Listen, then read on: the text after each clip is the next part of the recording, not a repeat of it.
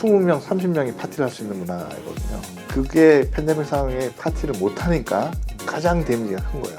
상황이 바뀌면 제일 먼저 회복 이상으로 갈 확률이 큰 것이 치즈 팩토리다. 그래서 좀 더 좀 소개를 해드리고 싶었어요. 네. 아마 한국에는 좀 힘들지 않을까, 그런 문화. 좀 시간이 걸릴 수도 있겠네요.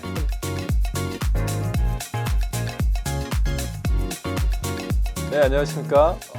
오늘도 여러분들에게 좋은 정보를 드리기 위해서 노력하는 심학습 시간입니다. 여러분들은 디저트로 이런 치즈케이크 좋아하시는지요? 맛있는 치즈케이크로 시작을 해서 시가총액 3조, 하나로 3조 정도 되는 레스토랑 프랜차이즈를 만든 회사가 있습니다. 바로 오늘 심학습 주인공 치즈케이크 팩토리라는 회사인데요.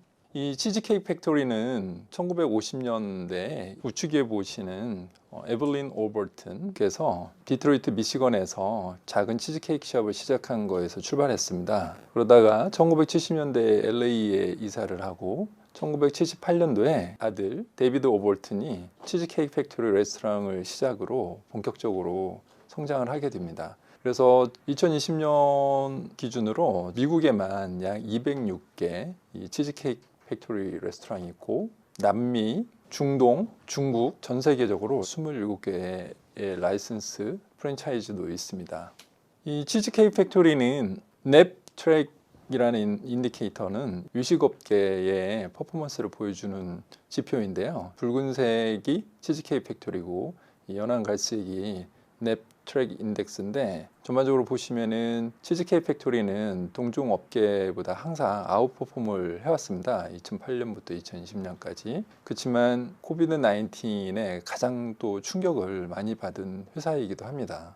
특히 미국에서는 약 17% 이상의 레스토랑들이 문을 닫았고, 특히 이런 캐주얼 다이닝, 일종의 패밀리 레스토랑 같은 외식업계가 가장 타격을 크게 입었습니다. 그래서 테이크아웃 또는 딜리버리 이런 식으로 꾸려나가고 있는 어려운 상황이고요. 그렇지만 이런 캐주얼 다이닝 업계 코비드 19 이후에도 이미 수요가 서서히 줄어드는 상황이었습니다. 그리고 미국에서는 이런 애플비, 올리브 가든, 칠리, 아웃백 등 이런 캐주얼 다이닝 식당들의 경쟁도 점점 치열해지고 있었고요. 특히 치즈케이크 팩토리는 고칼로리 메뉴가 많아가지고 고도비만 또는 성인병의 원인이라고 비난도 많이 받았습니다. 그리고 이 외식업계는 항상 근본적으로 큰 두 가지 이슈가 있는데, 매출은 상승하기 어려운 반면에 임대료는 계속 상승하고 인건비도 계속 상승한다는 근본적인 어려움도 있습니다. 그래서 이 치즈케이크 팩토리는 이런 어려움들을 극복하기 위해서 2019년에 노스 이탈리아 그리고 팍스 레스토랑 컨셉이라는 신선한 재료, 다양한 컨셉으로 젊은 소비자들을 많이 끄는 이런 레스토랑을 인수해서 규모를 키웠고요.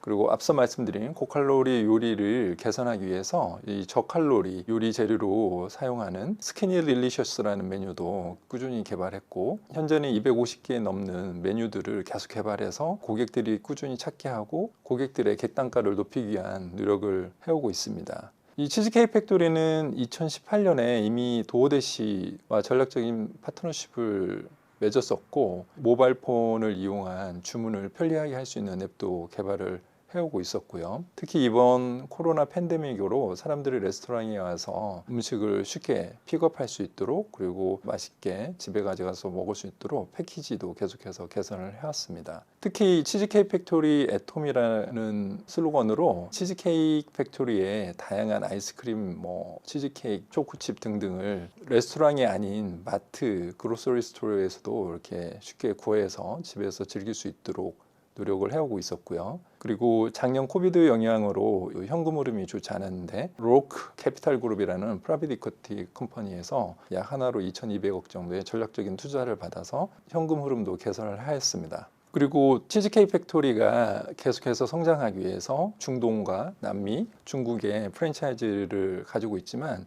이런 해외 라이선스를 더 확장하려고 하고 있습니다. 크게 중요한 두 가지 이유는, 해외 프랜차이즈 라이선스를 줄 때 치즈케이크 팩토리 입장에서는 큰 지출이 없는 반면에 이 라이선스를 통한 수익이 고스란히 어닝 포셔, 즉 주당 순이익률에 도움이 되기 때문입니다. 치즈케이크 팩토리는 이렇게 원래 EPS, 어닝도 계속해서 성장을 했었고 캐시플로우도 1억 달러 넘게 꾸준히 유지하는 아주 우량한 회사였습니다.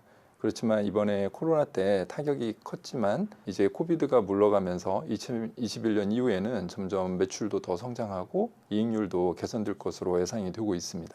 마지막으로 이 치즈케이크 팩토리와 비슷한 몸집, 비슷한 시가총액을 가지고 있는 다른 두 개의 레스토랑 프랜차이즈와 좀 비교를 해볼 텐데요.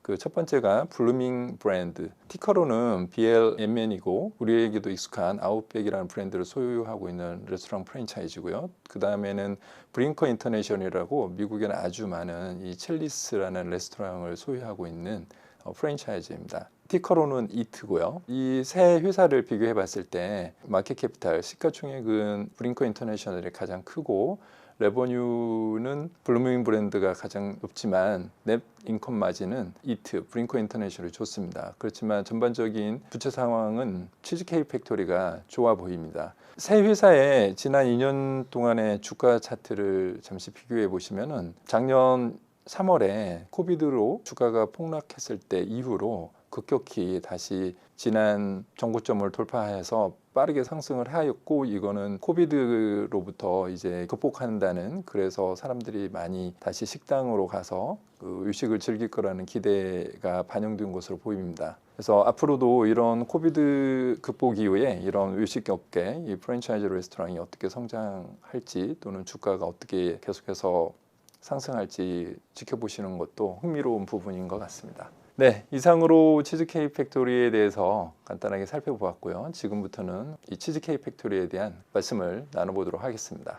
제가 이 케이크 팩토리를 선정한 이유는 지금은 아마 이 코비드 19 팬데믹 때문에 피해를 가장 크게 받은 식당이라고 하면은 치즈케이크 팩토리예요. 근데 최근에 한 몇 개월 동안 주가가 많이 폭등을 하고 있어요. 네, 이유는 이제 갑자기 많이 오르더라고요. 이유는 치즈케이크 팩토리 하면 딱 한마디로 하면은 많은 사람들이 파티를 즐길 수 있는 여건이 조성이 돼 있는 데가 치즈케이크 팩토리입니다. 네.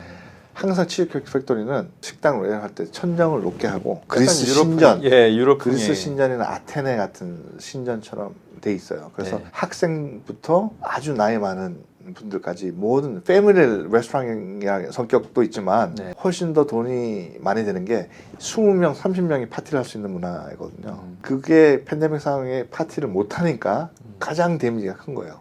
일단은 미국에 파티 가보셨잖아요. 일단 먹을 게 너무 많아요. 많죠. 그리고 네. 그런 것처럼 많이 시키고 많이 먹고 다양한 걸 먹는 그런 문화, 파티 문화고 네네네. 주류 판매가 굉장히 높아요. 네. 그 음식이 약간 짜요. 일부러 아시죠? 베버리지나 맥주나 이런 걸 많이 맥주나, 마시게 네. 단짠이 많습니다. 한국에서 젊은 학생들이나 대학생들이나 파티하면 어디로 가요?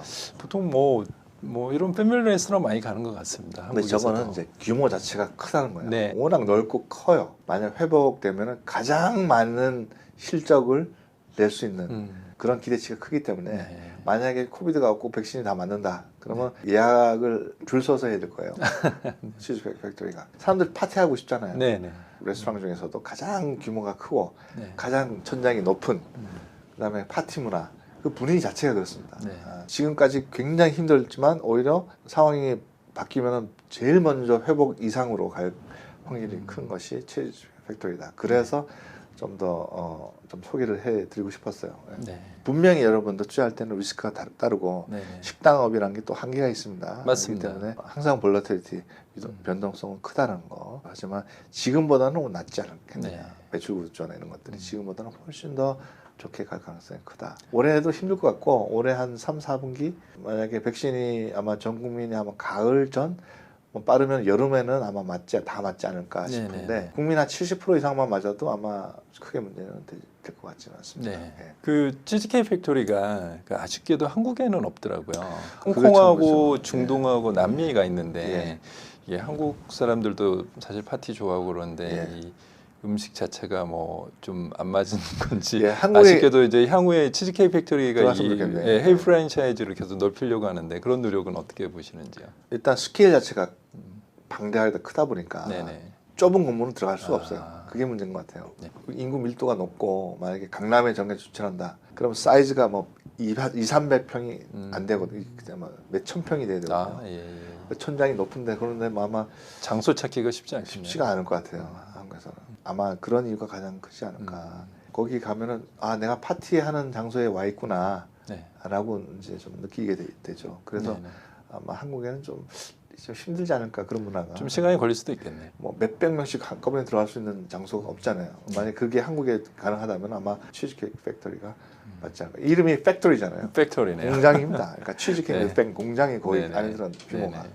굉장히 큽니다. 그래서 그런지 몰 같은 데도 좀 많이 들어가는 것 같아요. 몰 중에서도 가장 큰 데를 들어가죠. 약간 플래그십 몰 예, 이런데. 예, 예. 그럼 한국에서도 뭐 요즘 새로 짓는 큰 백화점에 이런 데도 들어가 있어요. 그렇죠. 들어가면 이제 가슴이 뛰어요. 막 분위기 분위기가. 자체가 식당이라기보다는 파티용 같은 느낌이. 네. 일단 뭐 미국에 계신 분들은 한 번 정도 경험을 하셨을 것 같은데 굉장히 분위기도 색다르고 예. 예. 맛도 뭐 단짠이긴 하지만 예. 뭐 한 번 정도 먹어볼 만한 것 같습니다. 그렇죠. 네. 양이 많으니까 네네. 몇 개 안 시켜도 배부르니까 네. 만약에 미국 와서 한번 가보고 싶다 그러면 많이 드신 분들은 좋은데 적게 드신 분은 굉장히 많을 거예요 양이. 여러 가지로 이렇게 한번 하면 섞어서 되겠네. 먹어보고 분위기를 보고 네. 파티니까 경험을 한번 해보시는 게 좋을 것 같아요. 네.